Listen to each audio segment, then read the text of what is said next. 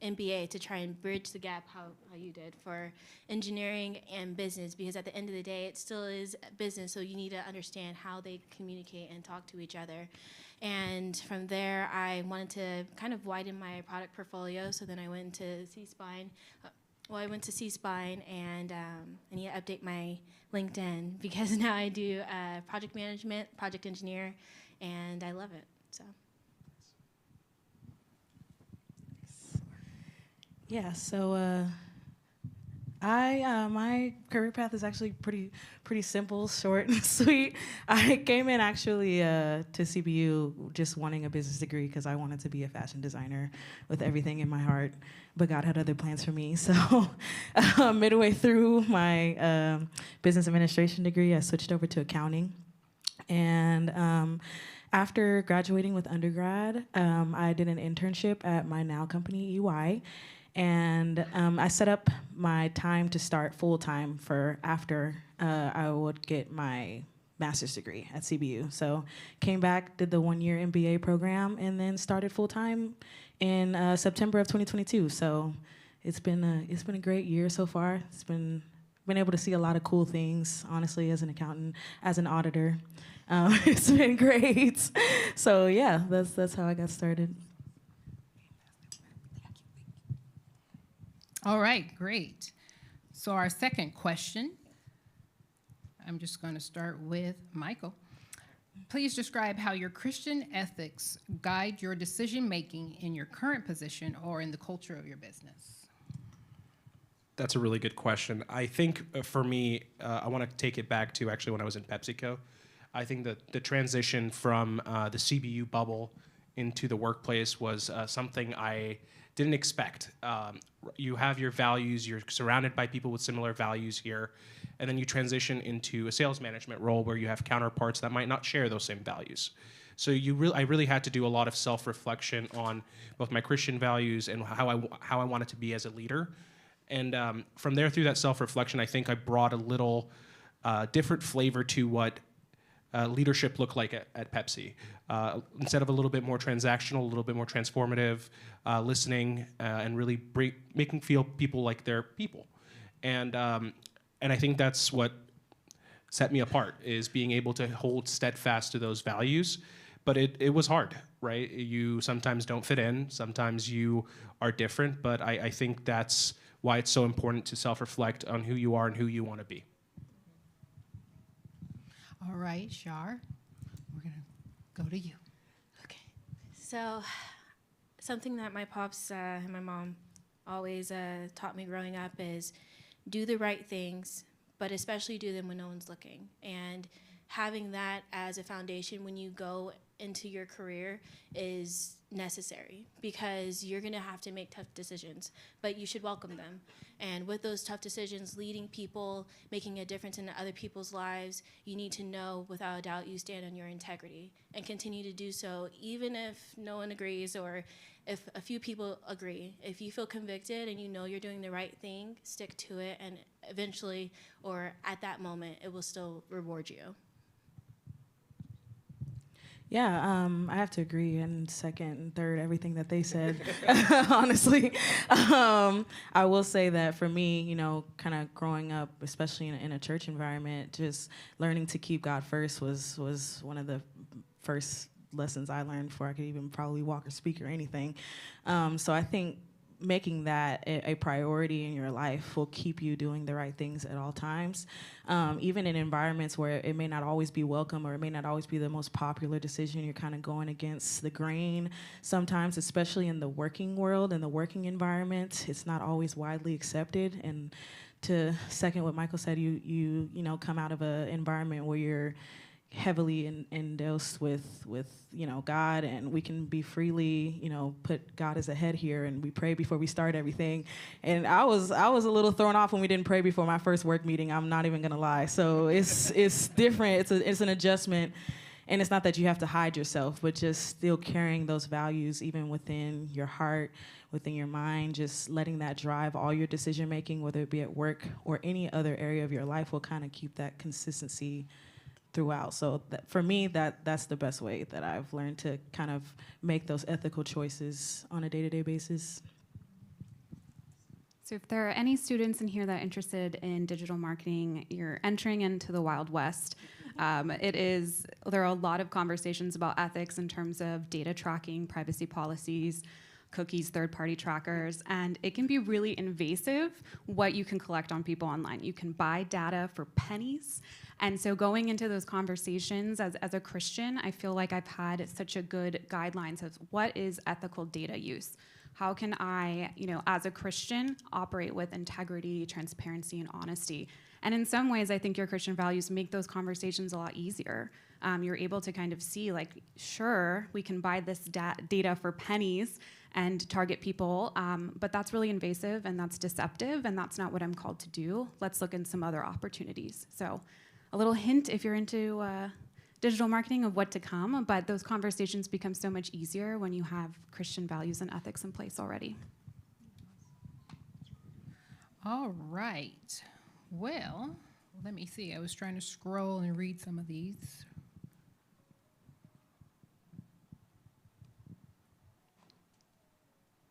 Okay, I have one question on here. It says, what opportunities exist for interns to transition into full-time roles after completing an internship? So again, what opportunities exist for interns to transition into full-time roles after completing an internship? Like at our organization or just in Yes, general? Oh, good question. Yours. We'll do yours. So with ESRI, we do offer a lot of different internships. The intention of an internship is for you to get hired on afterwards. That is for you as well. The intention is for you to interview the company as well. It's your time to see if, for example, ESRI is a good fit for you. Does it share similar values? Do you see yourself working here long term? So don't forget that they're not just there testing you or just seeing if you're going to be a good fit. You get to see if they're a good fit for you as well. And of course, if it's a good fit, then you get hired on and you get to start your career journey. Anyone else?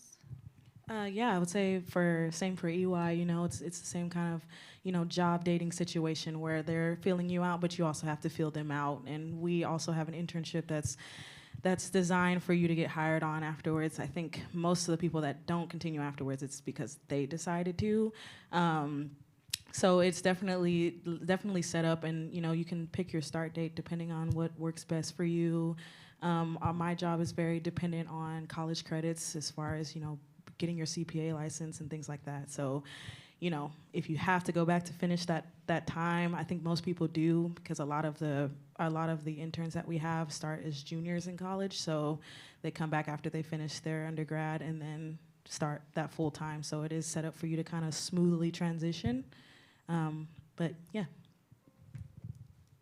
Anyone else before I go to the next one? I will just say I work for a remote, if you guys want to work remotely, company and an agency based in the East Coast. And for people that are interested in digital marketing, part of our program is our first role is a true entry-level role.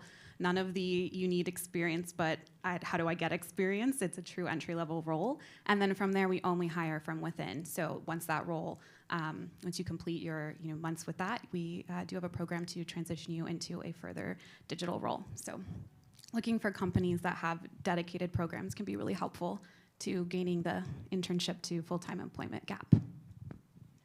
Kind of want to do my pitch too for SeaSpine.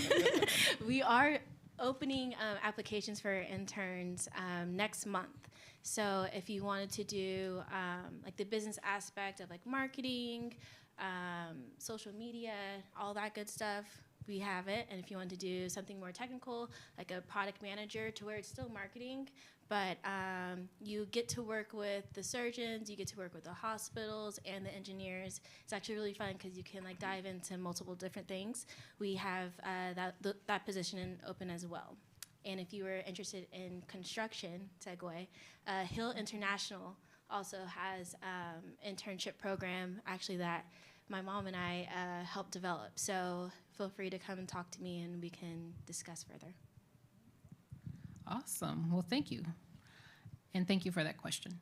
All right, for our next question, what advice would you give business students on developing valuable business skills or balancing life, classes, and activities? So I think I need to start with Char. That's a good question. Okay.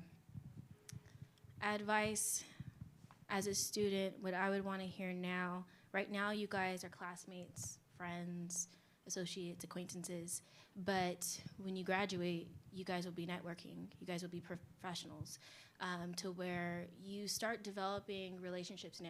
Like, it's never too early to develop a relationship with someone, because in the future it might benefit both of you guys. You guys find out, like, oh, hey, let's help each other out. Or like, I just found out that she loves to work with nonprofits and can help market for nonprofits. My fiance and I have a nonprofit, so it's continuous. It's never ending. And also the balance, having a balance as a student to take care of your mind. When you are tired, studying even more does not help. It's actually proven. So be sure to give time to allow yourself to receive information. And if you feel yourself stressed out or saying, oh, I have to do this, just know it comes with a steady pace. So being able to stay motivated and just know Philippians 4:13, I can do all things through Christ who strengthens me. Got me through college, got me through my MBA. So you can do it. Just believe in yourself for it. I would say that for the advice for business skills, definitely take advantage of the time that you have here at CBU, because CBU honestly offers you a lot as far as developing business skills, even with the start of networking. I mean, even our business fairs and things like that, where, you know, corporate companies come and they come scout you out and things like that. Take advantage of that time. Take advantage of even the work that we have to do, the papers that we have to write. I've gotten compliments on the way that I write in a business style because I wrote that way in my papers here at CBU. So take advantage of what CBU has to offer as far as developing business skills. I think CBU offers great opportunities to develop those before you go into the business world. And as far as balancing that kind of work-life, school-life balance, I think identifying your priorities and understanding, too, that once you leave college, once you leave CBU and you step full-time into the working environment, those priorities will change, life will happen, things will change. But remember your core things that will keep you sane. Like Char said, take care of your mind, because that is the most important thing. That is what will carry you. The Bible says, as a man thinks is as he is. So if your mind is not intact, you're not intact. Take care of your mind. Take care of those background things so that when you show up in your working world, you can be a whole person. So I think that is the most important thing, for sure. So I think when it comes to building some business skills before you leave, don't underestimate how valuable industry certifications are. If you want to work in marketing, you're going to be in Google Analytics. There's just no way around it.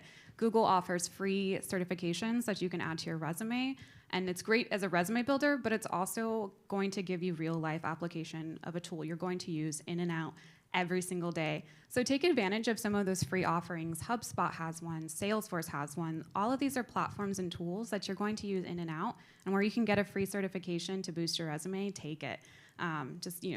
Don't underestimate how valuable they are. They stick out when I go through applicants. Those are the things that I look for. Do you already have experience in tools that we use every day, and have you taken the initiative to develop your skill set outside of your education? Everyone mentioned a lot of great stuff. The only thing I could think of that I might add is, I think your skills can get honed at CBU through all the different resources you have available to you. I'm an account executive, so it's a fancy title for sales. A big part is knowing who you are, how to communicate, being prepared, and I was able to really do that leveraging resources like the Career Center for mock interviews. It helped me hone in my skills on how to portray my qualifications, right? If you're a student athlete, you also have leadership skills, you have time management skills, so don't undermine that. So being able to articulate that and doing mock interviews, resume building, and of course you mentioned, I think a really big one is networking. Don't forget why you're here. You're here to get a job after college and be successful. So I know sometimes you want to be in the books, and make sure that you're passing every class, but you also want to make sure you're networking, getting out there, meeting people, because I personally haven't gotten a job if it wasn't for someone I know or someone I've networked with. So that's, I think, a really major component. Awesome. Well, that actually leads into one of the questions where I just popped up. It says, after graduation, is it okay to take a couple of months off to celebrate and relax? Or is it better to have a job set up before graduation and go right into it after graduating? So you kind of talked. Our lovely dean is telling us to say no. The correct answer is get your master's right after. Correct. Go right back to school and study. I think that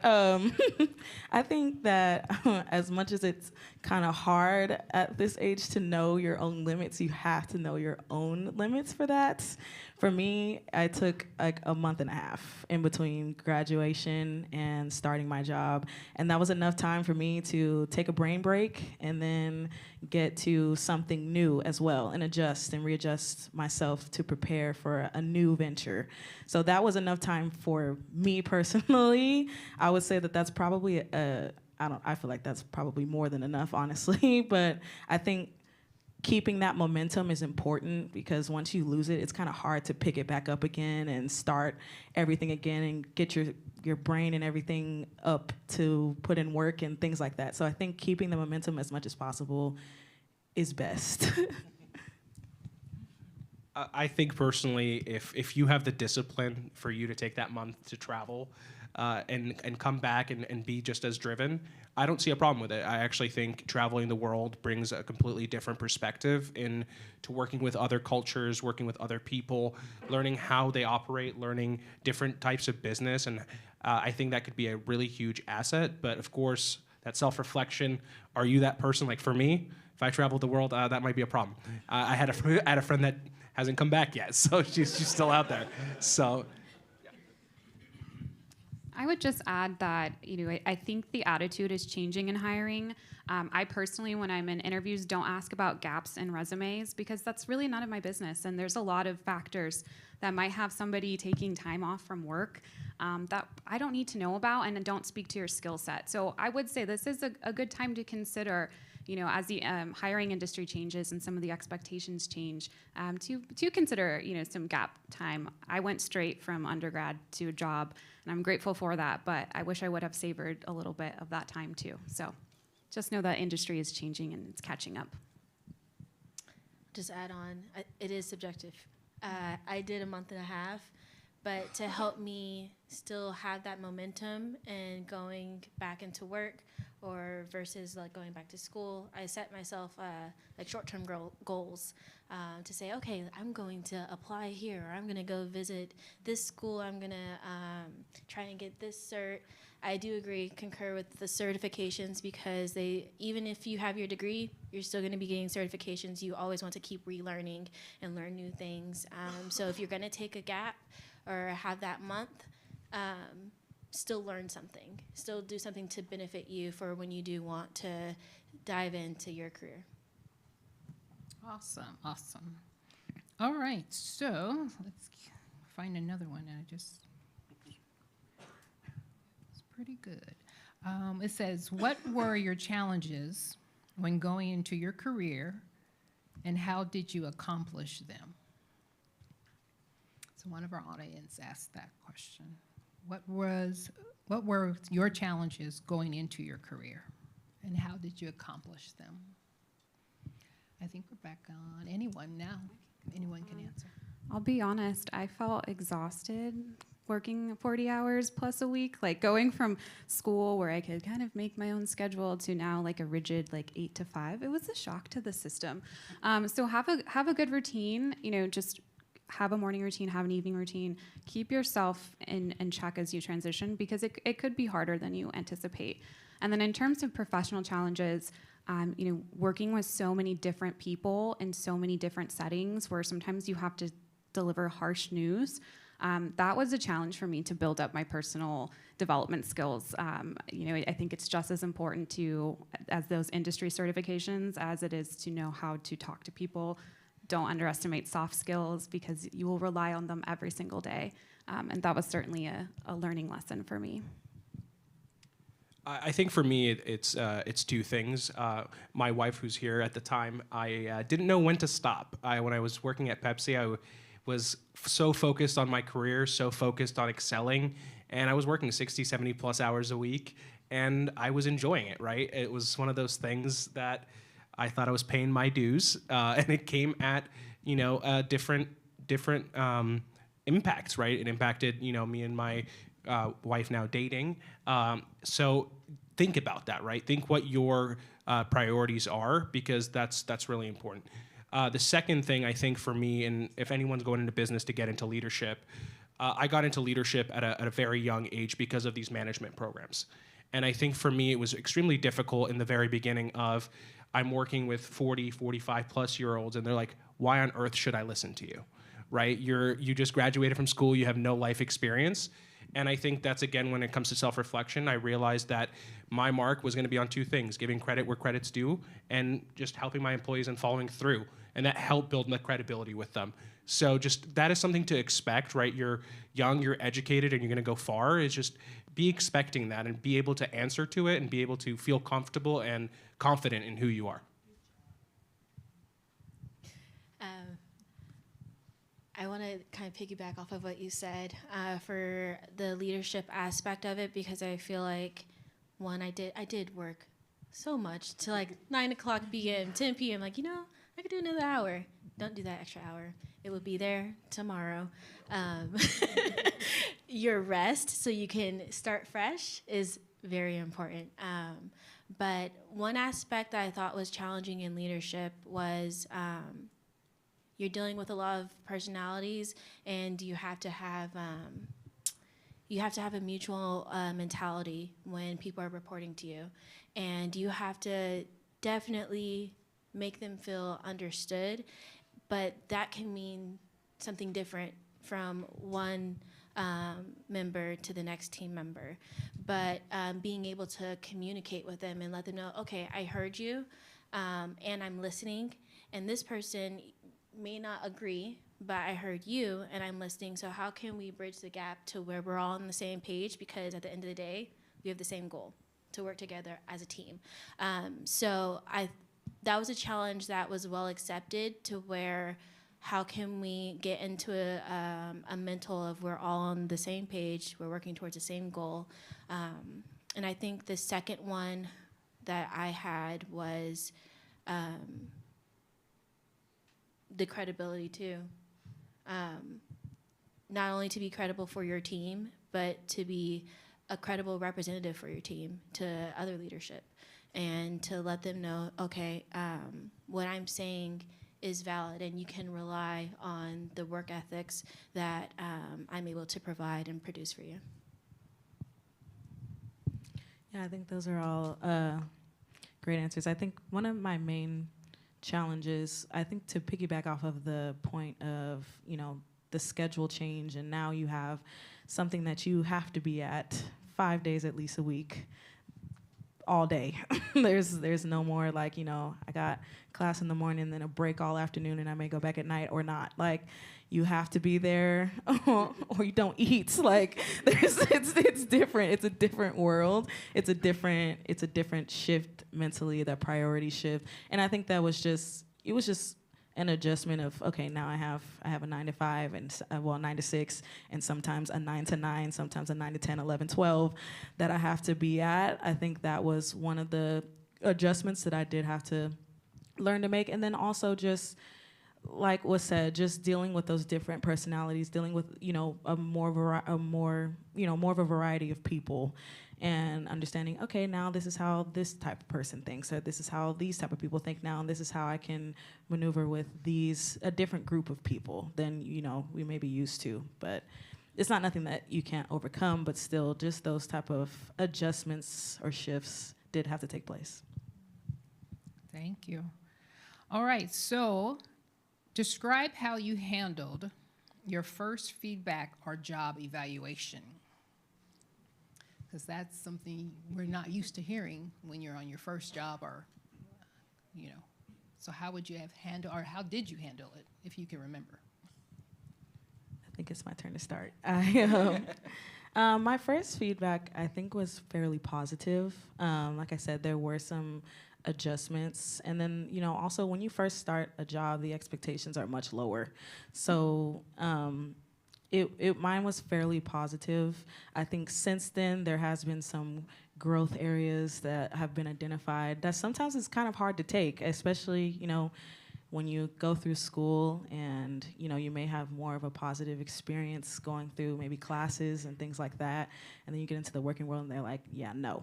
So I think there's just definitely an adjustment that has to be made, and I think after getting some of my feedback and recent feedback and things of that sort, I've definitely it makes you put in more work to strive for your working goals, which are different, much different from your collegiate goals. Just your working goals and striving for those. And I would say that I've used those points of feedback as my fuel for those. Oh, please. Oh. I was going to say, I don't remember my first bit of feedback, but I remember one that I got early on in my career. And I had worked really hard on this campaign. I show it to my boss at the time, and he literally goes, eh. And I was like, what? That's my baby right there. And you just at it. And he was like, no, I know you can do better than that. That's not you at your best. I've seen you at your best. And so I looked at the campaign, I went back to the drawing board, and I realized that he was right, and that there were barriers in that project development that I didn't let my supervisor know, and as a result, he couldn't help me do that project to the best of my potential. So it was a learning lesson for me in terms of I have to be my own best advocate, and that my boss can't fight battles for me that they don't know about. So just remember that too, they shouldn't be telling you at your performance review anything that you don't already expect or know. You should know the feedback you're going to get at that point. And the other thing for one who wants to pursue a creative role, just know that art is for you, design is for business. There's nothing personal about your work, or if it's not a reflection of you. So just keep that in mind too. I think for me, the hardest thing was putting aside my pride. Nobody likes to get feedback and feel called out, but it's just a part of life. And I think it speaks volumes when you are able to take that feedback and actually work on it. So giving an example, we used to have a lot of VPs come into the office, and we had what we call a tour, and they essentially tore apart and criticized everything I possibly could have done better. And it was one of those things where I took that, it lit a fire under my feet, and I put my pride aside. I was like, well, I'm going to show them. And the next time they came, the stores were in pristine condition. They were like, wow, you really took that feedback. So it changes the perspective. Feedback is not bad. It's just an opportunity for you to learn.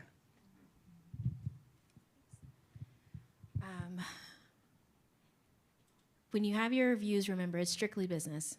Like everyone said here, nothing personal. So don't take it as it's an attack against your character or against your own due diligence for what you do on your day-to-day.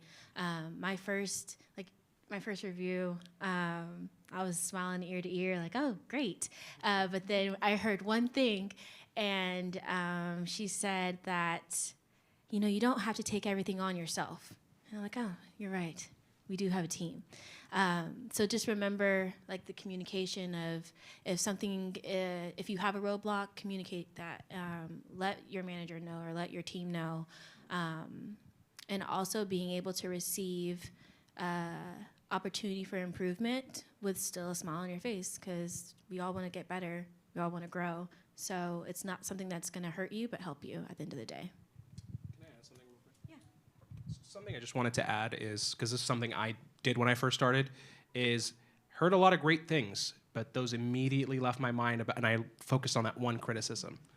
Don't forget all the great things. My wife reminds me to this day. She's like, you're focusing on the wrong thing.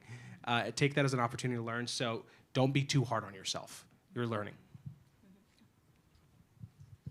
Awesome. All right, so actually this one is for Shar. As a biomedical science major, would getting an MBA be beneficial? Yes, yes, yes, yes, yes.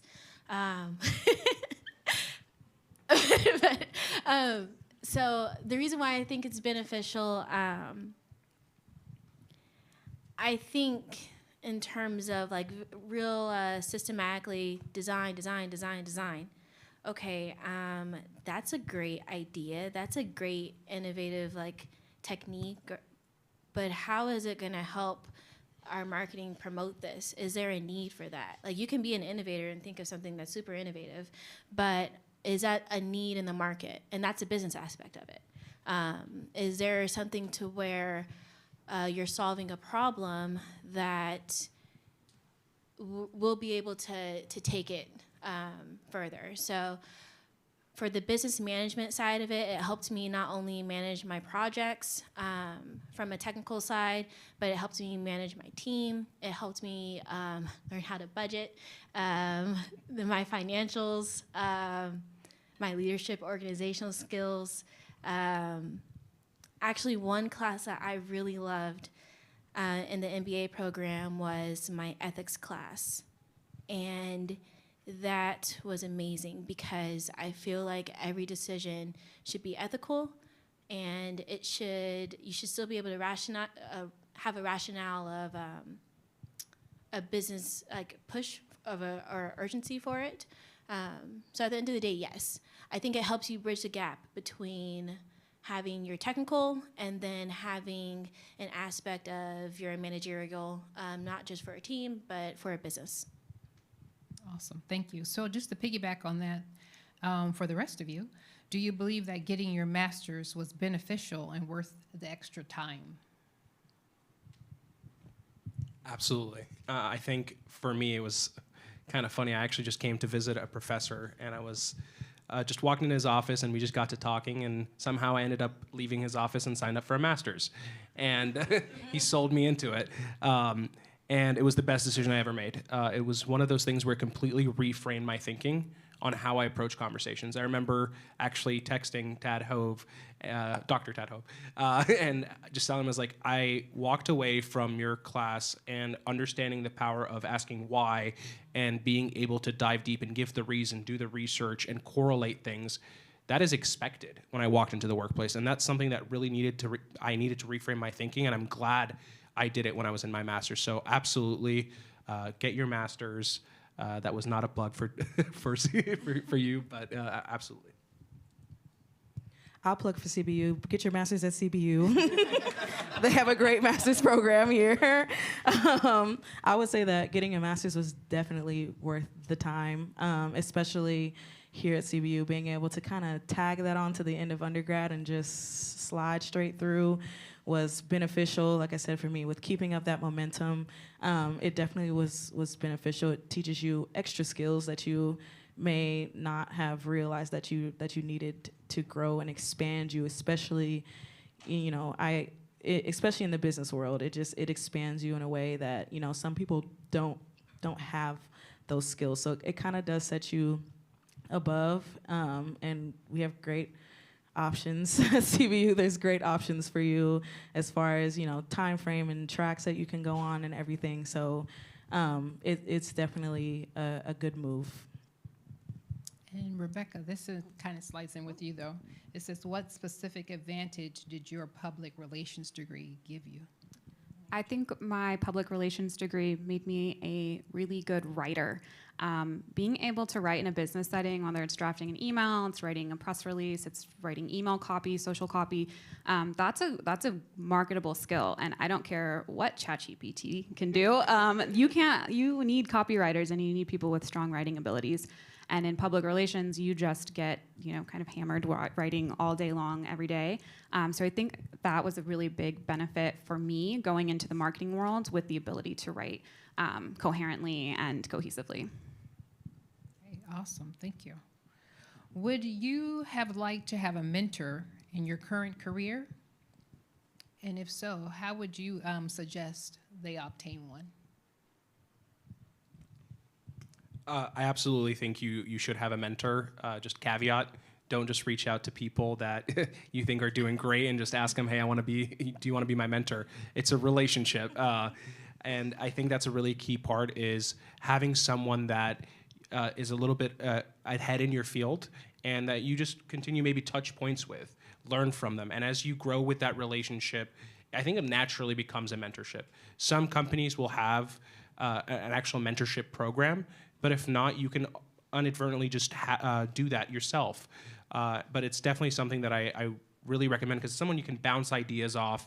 It's someone you can get a pulse check. You can learn from their experiences and avoid some mistakes, and really know the inner workings of the company as well. I would say that a mentorship is critical, regardless of where you are in your career. I have a mentor, I've been a mentor, and both sides of that process are really beautiful. And I will say, in terms of obtaining a mentor, as someone who was asked by a colleague to be their mentor, it was a great honor. So I think sometimes there's fear and apprehension of like, I really like this person's career, we've connected, I have a relationship with them. How do I make that official ask, for them to mentor me and provide career guidance? And I will say it is the greatest honor to be asked. And so it's not so scary when you think of it from that side, that, it's a rite of passage. You were mentored, and then you get to mentor. And they really are critical for growing your network, growing your skills, and providing really personalized feedback. Yeah, I would second everything that was said. I also have a mentor in almost every area of my life that I can get one. I have a mentor at work, or I have a mentor in ministry, I have a mentor at home in my parents. Like, there's always, I feel like, a benefit in having someone close by that knows more than you and knows more than you in specifically what you're doing, and someone too that you can see that is where you want to be and help you to visualize where you're going. And okay, you've made it, you've been me, and I'm trying to be you. So how can we bridge the gap in between that? You have more knowledge than me, and you know the specific ins and outs to get me through. You stepped in a mousetrap over here, you can guide me to not step in this trap over here. Like, there's a lot of benefit in having someone over you, and like Michael said, it is a relationship. It's kind of hard to just walk up to someone and be like, you seem like you're doing great. Can you please take me under your wing and adopt me as your mentee? It just, it's building that relationship and being able to rely on that person as well to guide you in the way so that you can reach achieve the goals that you're trying to achieve.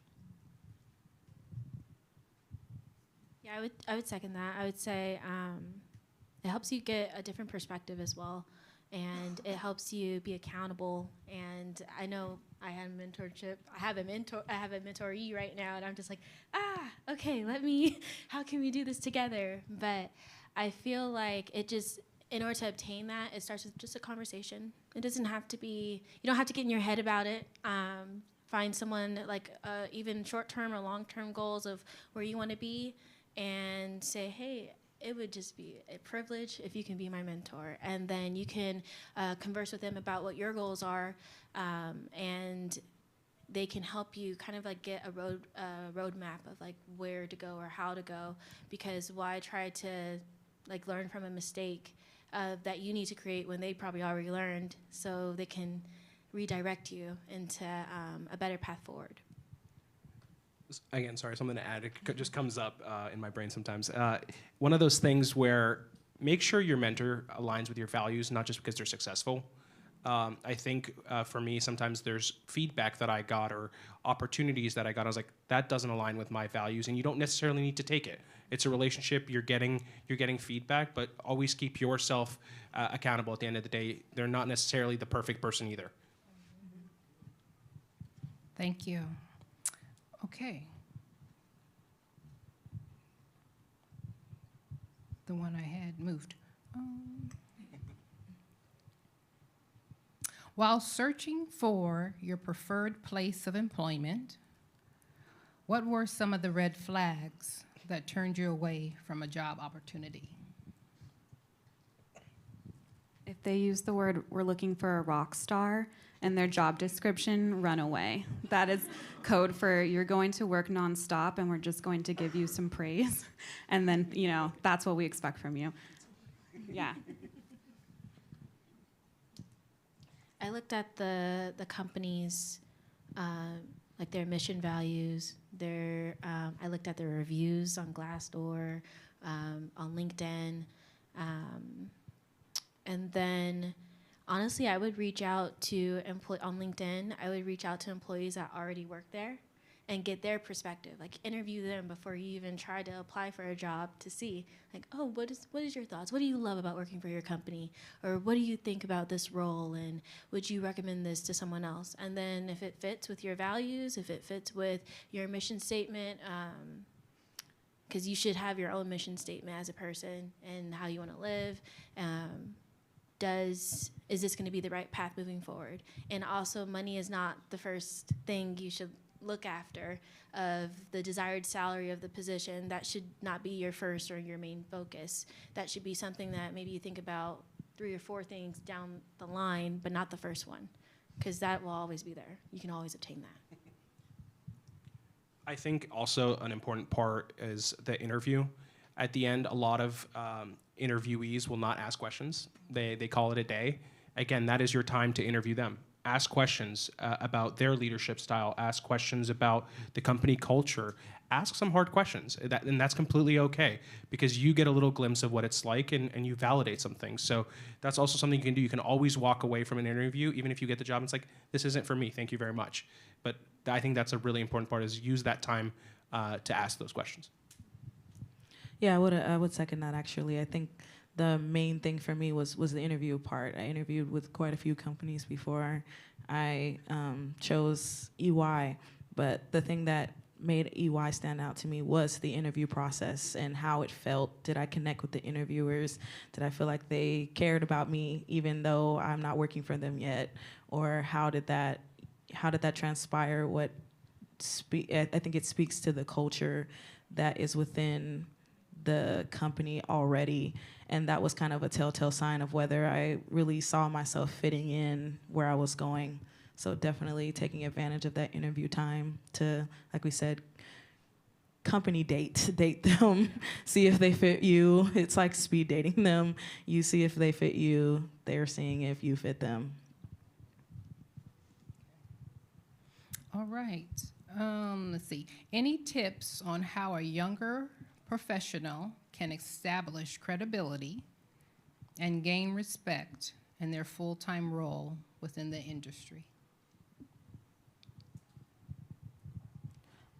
I'm going to say that I think the best way to establish credibility, not to be facetious, is to be credible. I think that remaining true to yourself will stand the test of time. When you carry those core values and you portray them, you don't sway from them, no matter what situation may arise. When you are, kind of sure of yourself in certain ways, I think it'll portray this is a reliable person, even if qualities that you have may not click with everyone or anything. They can at least know you're genuinely an authentic version of yourself, and that in itself speaks to the credibility of a person. I would say to ensure you follow through. Like, stay true to your word and your person, obviously. Be true to you. But if you say you're going to do something, do it, and do it well. And I feel like your work will speak volumes, your character will speak volumes, just like they'll speak to each other.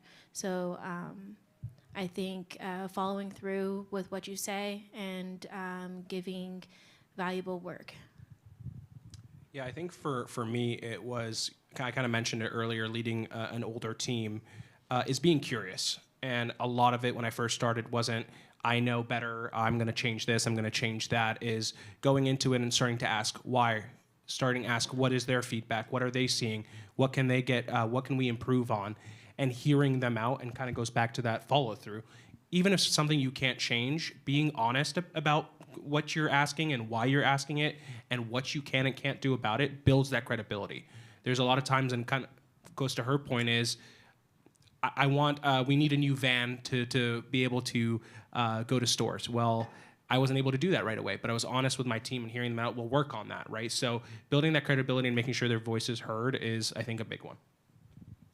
I would also say lead with data.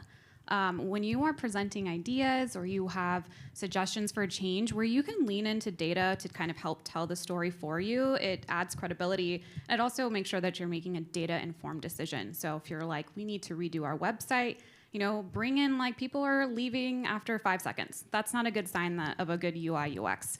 So where you can, harness data for your advantage, it's going to help you tell the story. It's also going to make sure that the decision that you're making is sound, and I think that will go a long way in establishing credibility. I think to add a little bit also, a little mini trick too, is when you are especially establishing yourself to somewhat under-promise and over-deliver. When you do your work, although you may know I can get this done by, or I know I can get this done by Wednesday. If you say, hey, I'll for sure have it done by Thursday or Friday, and you get it done by Wednesday, or any example of the case. But doing that will also kind of, give you a little bit of an edge. But I think everything that was also set up here is very true. Good answers. Okay. Any tips on how to be better applicant during a group interview? Has anyone experienced a group interview? It's been some time since my last group interview. But I think being a good listener goes a long way. I think the instinct is maybe to oversell yourself or try and compete with other people in the room. You're not there to compete with other people interviewing. You're there to find a fit for you, and that may not be that company. So I will say I haven't seen group interviews in a long time, so hopefully they fade out. But you don't have to build yourself up by knocking other people down, by talking over them or kind of knocking their credibility. Just be a good listener, speak honestly and humbly about yourself, and if that's the right fit for you, those characteristics will shine through.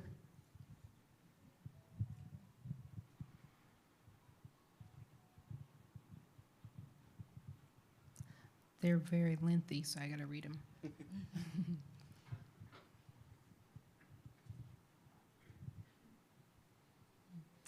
Okay, so back to internships.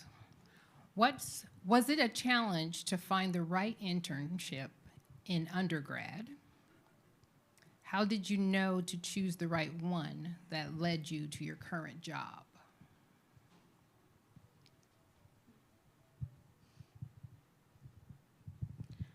I think, like we kind of were saying before, the interview process was what kind of led me to know that I was picking the right company. I think in the accounting, School of Accounting, there's a large emphasis on wanting to work at a Big Four after college. So it's like the goal, the main goal. After you get your degree, your goal, a good goal is to work for a large accounting firm or a CPA firm, something of the sort. And so that was kind of the pathway that I desired to take. So that was kind of what I was looking for. It's not that I didn't interview for other types of accounting firms, but that is the pathway I was looking towards. So just kind of knowing what you're looking for out of the company is a good indication of, okay, does this fit what I'm looking for on, maybe my list of things, or what I would prefer to get out of my working experience? Does this fit? I would say I wanted to have an internship that would challenge me, not just, not be a secretary as an intern, because that can happen, but to find an internship program that actually had objectives and goals for the intern, so you can be a part of the business and make a difference and have an opportunity to grow. So maybe from an academia's perspective, you can apply it. Like, does it give you the opportunity to apply it? If so, amazing. And does it give you an opportunity to grow? So when you come back to school for your final year, or when you get hired on, you can start just building on top of it. All right, thank you. Here's an AI question. Everyone's ready? If I can find it again. What impact, positive or negative, do you believe AI will have on your career choice, both short or long term? We were just talking about AI. You want to start off? Okay. From a technical perspective, I mean, that's like 3 hours of conversation. But, I think, like GPT. Okay. So don't use it as a crutch. It's good to have as if you're having like a writer's block or if you have something to where you want to get inspired or motivation, but to lean on it and you lose your own creative capacity for it. When it comes into like AI for technology and the technical world of it for engineers, I think it could do good, but just as you can do good, there's opportunity for bad. So knowing, how the checks and balances of it, and that's checks and balances within yourself when you want to use AI as well. Just remember to always have a standpoint of what you're using it for. Do you have like a regulatory for it? Do you have standards of how you want to use it? And boundaries. So I would say input and output boundaries. No, I have to agree with everything you said. I think the biggest question right now at ESRI, from our perspective, can't speak on behalf of the company, but from my perspective, is the ethics piece, right? Is how are we going to be ethical on the products we're releasing and making sure that we are doing good, right? AI could be useful.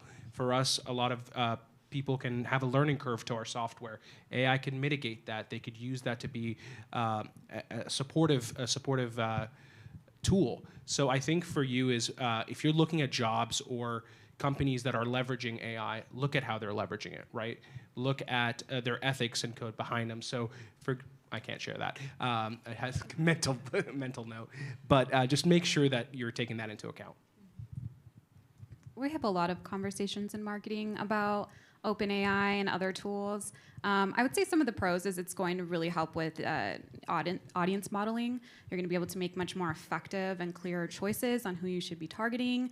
And then, that's going to help with cost effectiveness. It's going to help make sure that your message is going to the most relevant audience, which is marketing 101. So that's a huge advantage of it. And it's already in platforms like Google and Bing and Facebook and all of that. That's already using AI, and it has for some time. I think it's just on the other side of people thinking that AI can recreate human creativity, and I just don't think it can, and I don't think it ever will. Everything AI has ever learned about how to create copy, it learned from people. So just wanting to make sure that people understand the value of a human-first and human-led marketing campaign is going to be really critical. And it's easy to say, I'll just cut costs and I'll use ChatGPT until you have plagiarism issues. So there's still a lot to learn about OpenAI and AI in general, but just proceed with caution, especially your assignments. Yeah, I was going to add, it's specific to the assignment piece, it's not always right. It's if you feed it garbage information, it's going to be garbage out, right? So make sure that you're also taking it as a tool, but also challenge it, right? Look at what it's spitting out, validating it, validating the sources, because that's going to be important, especially as we continue to develop with AI. Awesome. Okay, so let's see. What is something you have found to be unexpectedly difficult through your career path? Something unexpectedly difficult. Not to be a Debbie Downer, but my first person I had to let go. That was extremely difficult for me. And I remember getting not only coaching, but asking my counterparts how they went through their own experiences of letting go of their first individual. And something that I had to learn is, I liked what you said earlier, because we apply the same method, is you should never go to a performance review not knowing what your performance has been like. It's usually a culmination of things and steps that have been taken to get to this point. So they usually do it to themselves, is kind of what I get to, is you have to trust and make sure that you've done everything correctly and that you were unbiased and you were able to make sure that you were tracking and sharing all that. So I think for me, it helped me to be confident in my decision, and at the end of the day, make the appropriate result for the business. And I think that was the most challenging time of my life, and we got through it, and now it's something that's just a part of life. I think for me, since I'm still a little bit newer to my position, I think the most challenging thing for me has really been setting those work boundaries that we have kind of talked about. It seems really glitz and glam, and I'm going to have this hard boundary, and that's just going to be what it is. But in my line of work at my company, we work on so many different teams, and each team has a different culture, and some teams are a little better at respecting certain boundaries, and other ones have different boundaries that they want you to have. There's some teams that they don't mind talking you all the way through lunch and after work is over and you haven't eaten or breathed all day. And then there's other teams that are very like, please take an hour and a half for lunch and make sure that you're off early. Like there's just, it's I think just adjusting to each team culture and kind of having, okay, no matter who I'm working with, no matter what team I'm on, what is my harsh boundary? No, I will not work till I die, but I will be more lenient on some things with this company because I know they require more, or, you know, just kind of figuring out what the best core things are for me in that regard, I think has been maybe one of my more challenging areas for sure. And make sure to block time for yourself. I think I got used to being into my go, and I was like, shoot, I haven't had lunch, it's 4 o'clock. So block time on your calendar for yourself, go on walks, recharge, because it'll even make you better throughout the workday. But sorry, I didn't mean to take you. No, you're good. I would say to be comfortable, to still have the capacity to challenge upper leadership, upper management. I report to VPs.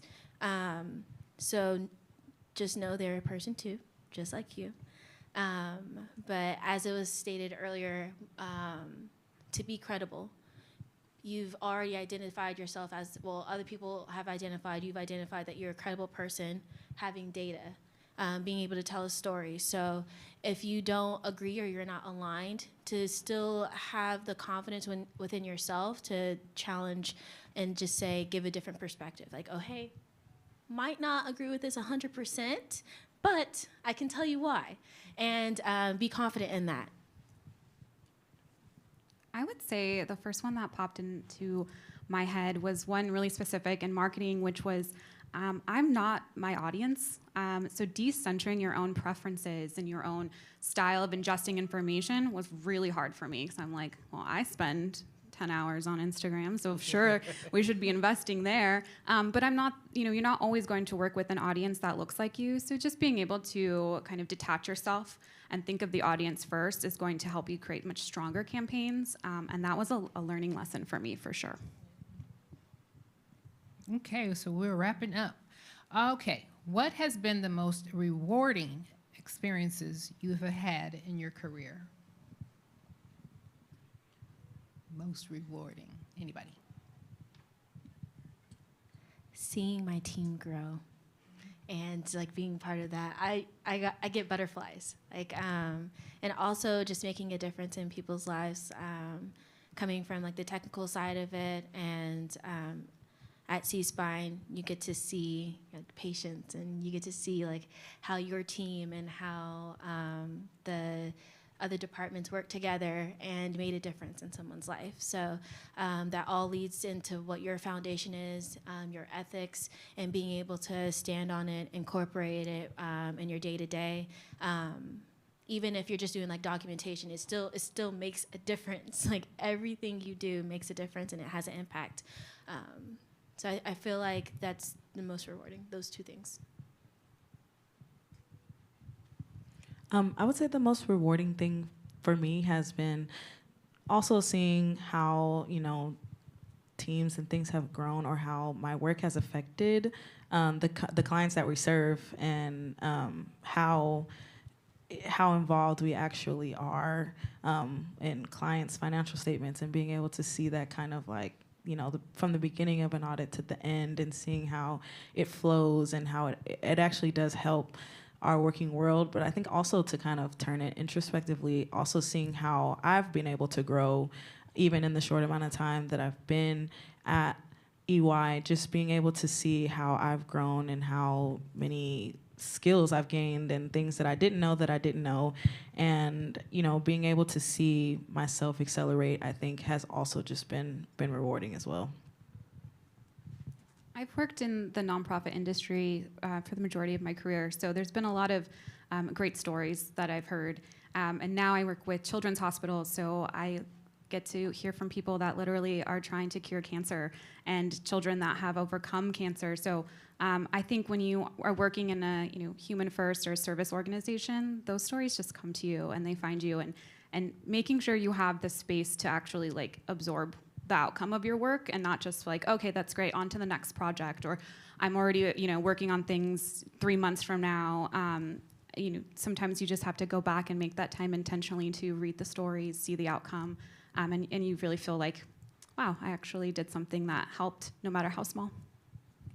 Yeah, I think for me, it was a project I worked for at ESRI with an organization, and it was a 2-year-long process. And a lot of the times, it was one of those things. It's like, at this point, it's going to be a sunk cost. Are we going to get there? And I think I had to not only share the importance of it and continue to validate it, but seeing from start to finish and going through.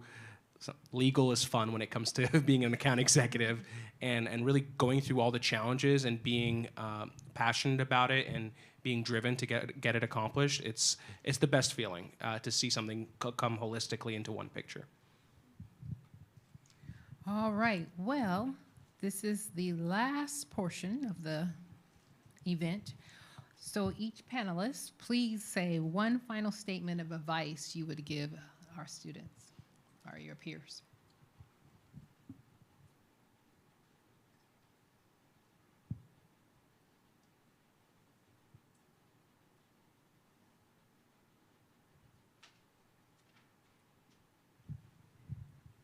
Whenever anyone's ready.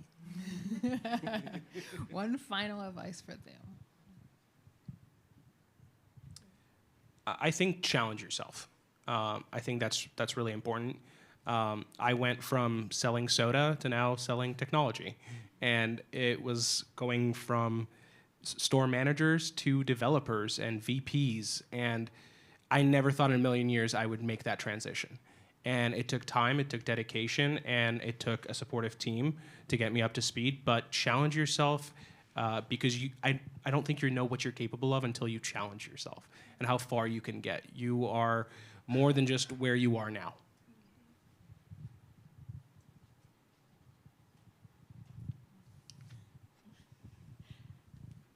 I will say to always have room for growth. Never think you just learned everything and you know everything, because you don't. And the moment you do, you just limited yourself. So be receptive and put yourself like in a situation where you have to make hard decisions, and you have to get out of your comfort zone. I feel like being able to be at peace in the middle of chaos, whether that chaos be at work or life is going crazy, but I still have to like perform at work. Try to like center yourself and remember to recenter yourself and keep God first in all that you do. I would say get comfortable with being uncomfortable. If you want to, if you're interested in marketing, there is no path without failure. You will fail at some point, and it's getting comfortable with that discomfort of my idea didn't translate like how I hoped, and taking the learnings from it. When you can reverse engineer things and you can figure out what went wrong, you are going to set yourself up for success. So just know failure is part of the process. You can't, 10 years in, I fail every single day. And that's just part of it. And just getting comfortable with that and knowing that there's no one on earth that doesn't experience that. I think, for one, just as you're ending, or I don't know where you may be in college right now, but as you transition into the working world, remember to take it easy on yourself. You're not going to know everything right off the bat. You probably know a lot more than you think, but you're not gonna know everything. There's a lot to learn. Take it easy on yourself, and most importantly, like I think was said multiple times, keep God first in everything. That relationship is key, it's top priority, it's number one, it's the head honcho, it's everything. And if you make that your umbrella, if you make that the relationship that you prioritize, every other relationship, including your business relationships, will be better. So I think that is a key. What a great way to end it. I love it. All right, let's give them a hand.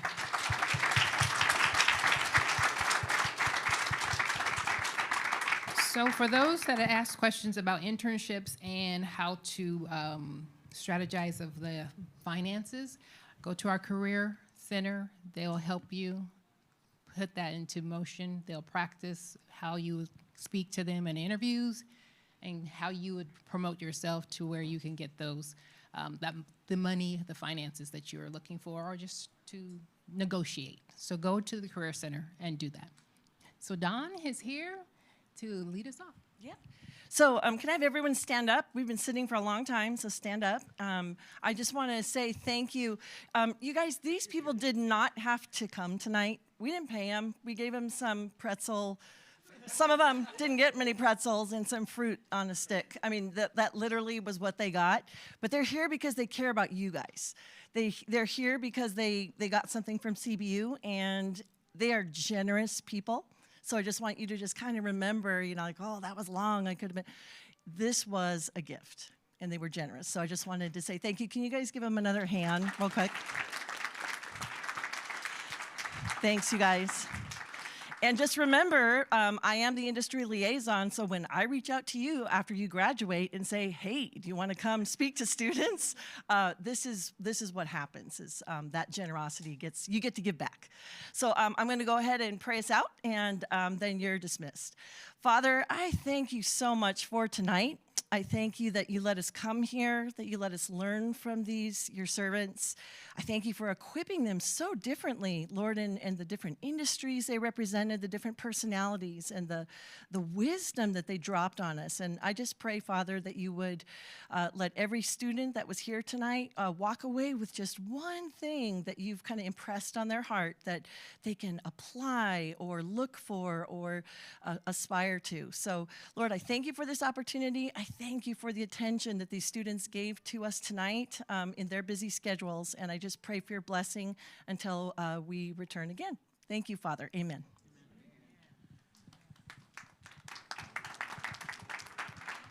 And I do want to get a photograph.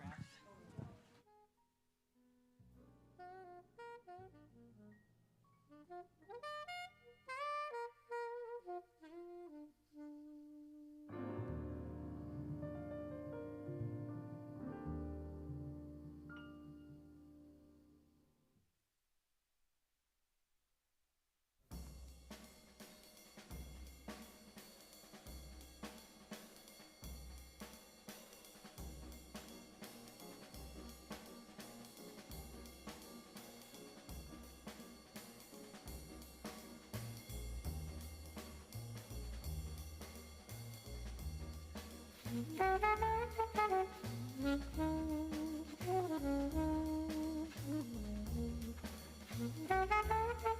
you.